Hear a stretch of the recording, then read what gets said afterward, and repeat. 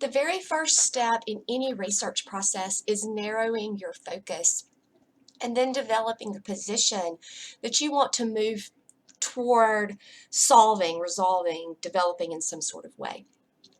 So understand that choosing a topic is going to require some thought. So I've helped you narrow your focus by forcing you to tackle a problem relating to gender, mental health, or violence. The direction you take is really up to you in one of these categories, but I want you to spend some time thinking about what you already know about each of these topics. What do you know about different aspects of these topics? What intrigues you? So I've created a grid here.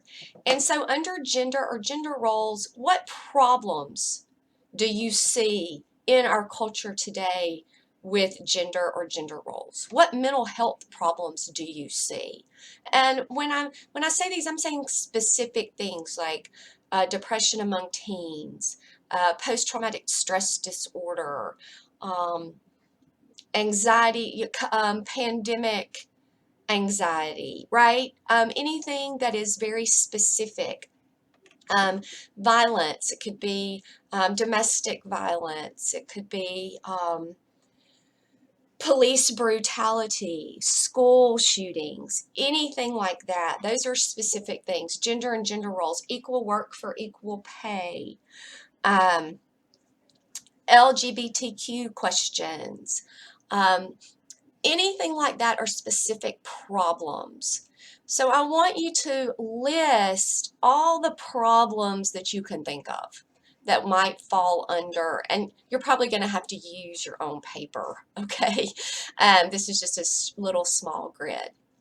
Then for each problem, so if I'm going to say under here, equal work for equal pay, if I say that's a problem, well then what personal experiences do I have with that specific thing, right? You know, women aren't paid as much as men, or that's not a personal experience, but I wasn't paid as much as a male counterpart in the same job, right? That would be a personal experience, or my mother wasn't, or whatever. And then again, any prior knowledge that you have about it. A question about equal work for equal pay. Is this still a problem? Or maybe better, to what extent is this still a problem? And then any other, you know, so just going down, mental health. Let's talk about anxiety among teens. Well, what personal experiences do you have of that? Is it something about you've experienced? Is it something that your friends may have experienced? Do you have any prior knowledge? What questions do you have? So just continue. Then you might want to, again, let's see, I mentioned another one, PTSD. Again, what do you already know about these ideas? Violence, the same way. Domestic violence, this has been in the news lately, terrorism, right? Domestic violence, domestic terrorism, what could we do? Oh yeah, police brutality. That's been in the news lately, right? It seems like it always is. So again, I'm just trying to get you to start thinking about what specific problem you would like to address.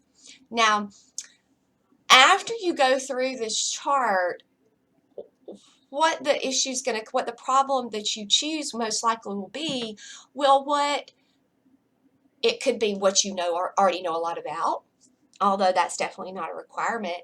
It could be something that just intrigues you, that you want to learn more about. So whatever the case is, let's say I narrow my problem down to anxiety among teens. All right, this is our problem. How do we solve it? Then I might end up with the thesis statement that looks like this. Anxiety among teens is a problem that must be addressed.